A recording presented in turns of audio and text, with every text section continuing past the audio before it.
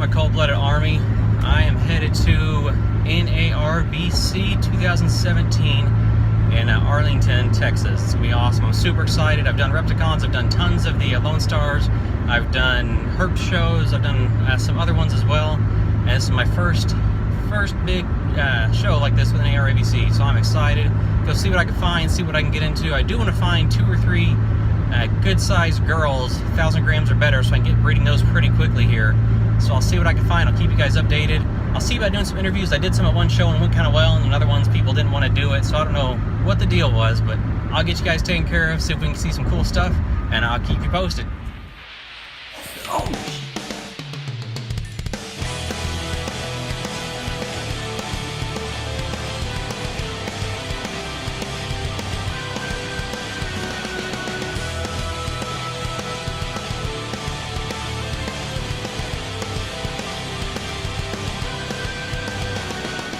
Alright guys, had some fun setting this up this weekend. Picked all this stuff up in the NARBC. It was a cool show. I've never done one before, and I got to pick up one of my bucket list, basically dream snakes, and he is super cool. I picked up a Amazon tree boa, and you're not supposed to be able to hold these guys. They're supposed to be little turds, and they're supposed to try to eat your face, and this guy is super chill, and so I'm hoping he's healthy. No issues, no problems so far, but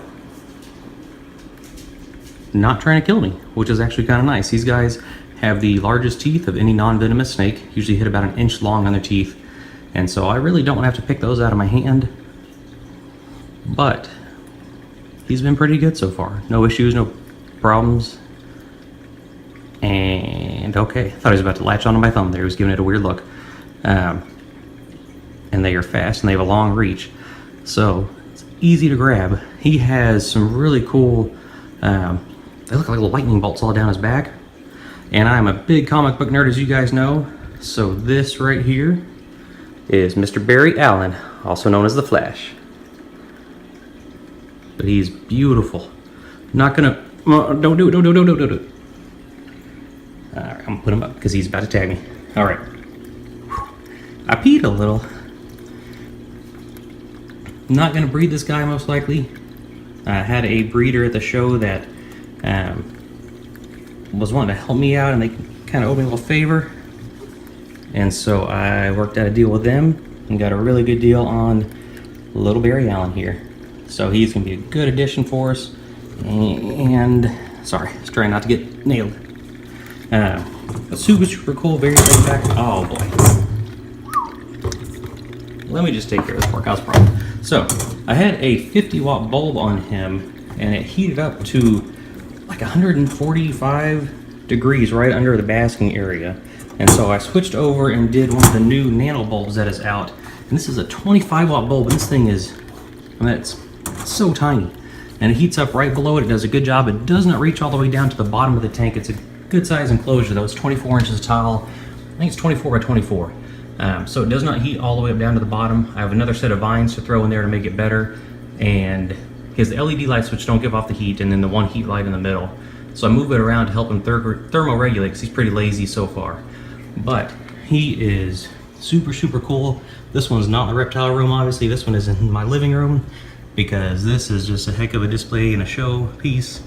And the fact I can get him out and hold him makes him even better. It's one of the reasons I've stayed away from venomous, just because I'd love to be able to get my animals out, and if I can't hold them and play with them, I don't really see the point. But this guy is absolutely beautiful. So there he is, Mr. Barry Allen himself, the Flash.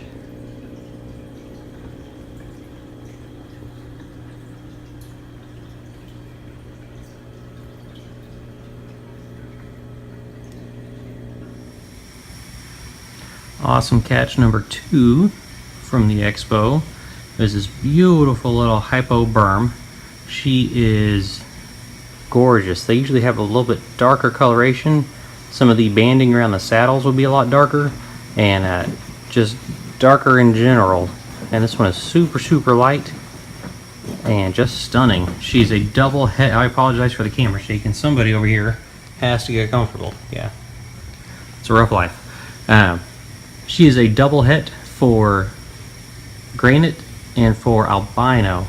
So we can make some awesome babies out of her fairly quickly. I'm probably going to pick up a male blizzard and then another female, or maybe do a female blizzard, and then if I do the male that way, I'll go with an albino green with hopefully a het for granite and see what kind of good odds we can hit on these guys.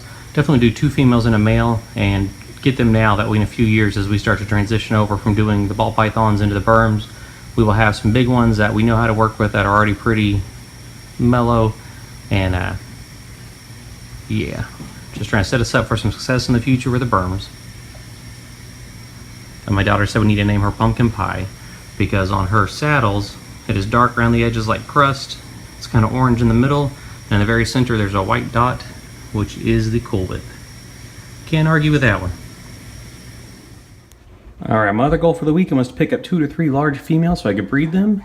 Beautiful pastel champagne and beautiful regular champagne, but great markings all the way down the back. Cool striping, kind of a broken up pattern. Goofy markings on the tail. So I'm excited about that. They both have eaten already. They're both pooping, they're both shedding, and they are happy little girls. So I got these from a breeder that's from up north somewhere. They're covered in mites. I didn't notice my bottom, never do. So luckily I have a quarantine rack set up, and so I got them taken care of with that. So I don't know if you guys know this or not, but if you have a wife that is not wild about snakes and you pick up 4 in a weekend, she gets kind of mad. I had no idea. They didn't tell me that. She didn't come with an instruction manual. Oh well. You guys are beautiful. Champagne is pretty good size. She may be able to have, next time she ovulates, I might breed her. I'm gonna weigh her this afternoon. Pastel is going to need a few more months to get up to size, but these guys are cool. Meow. Alright guys, other thing I did, because I am tired of spending hundreds of dollars every month on rats, is I invested in some breeders this weekend. And since I am such a nerd, we have Storm is back in the corner. Colossus is our big boy. He is hiding behind the wheel. And then Colossus' sidekick, of course, Negasonic Teenage Warhead. Because that's just how we get our gangsta on here at Cold-Blooded Ministries. And these guys, everybody does it differently. I've talked before about how in finding our why and, you know, wanting to make sure that we are knowing what we're doing and why we're doing it, that we view these as God's creatures. And yeah, they're going to make us babies that are going to feed our animals, but they're still God's creatures. And so that's why we have stuff in there like we do, like the giant hide box or the tube with all the stuffing in it that they can go and tear up, or the big wheel. They get fresh fruits and veggies, they get the lab cubes, they get all kinds of nuts and fruits and good stuff. And this is a 120 or 150 gallon aquarium, I don't remember. So plenty of room for these guys in here. Take them out of the breeder racks they came from and just give them a good life, let them make some babies. And they are super sweet too. I know I'm a big tatted up scary reptile guy, but man, there's something about the little fluffy ones. Just love them. Colossus! Let's see here, you want a treat? Want some food? Num num. Because that's just how we do. Hey, little buddy. Alright guys, it is a beautiful morning out here. We had our first camping trip of the year last night, and it was the first trip that we did for the girls in their hammocks. So we had that one set up right there. Oh yeah, oh, backwards is not the best. And then the other one's still passed out because she spazzes out all day long.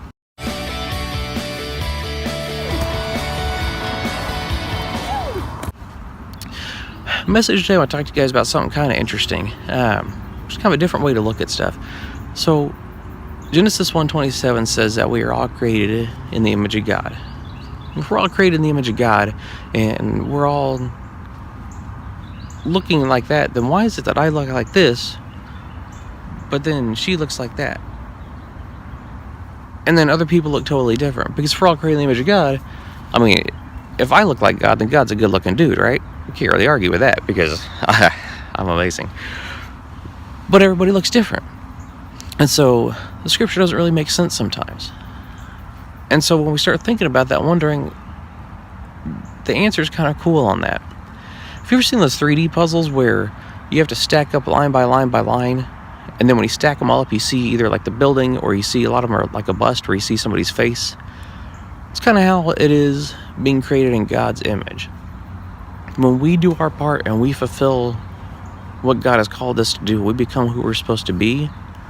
We're that piece of the puzzle, and we're right here. And when the next person does theirs, they're right here. And we stack them all up together when we're doing what we're supposed to be doing. And the image that creates is one. That's the face of God. That's the image that we're supposed to be when we are fulfilling what we're called to do and who we're supposed to be. And so sometimes we are wandering a little bit. We're not right where we need to be. We're not doing things we're supposed to do. We're not following the path that we should be on.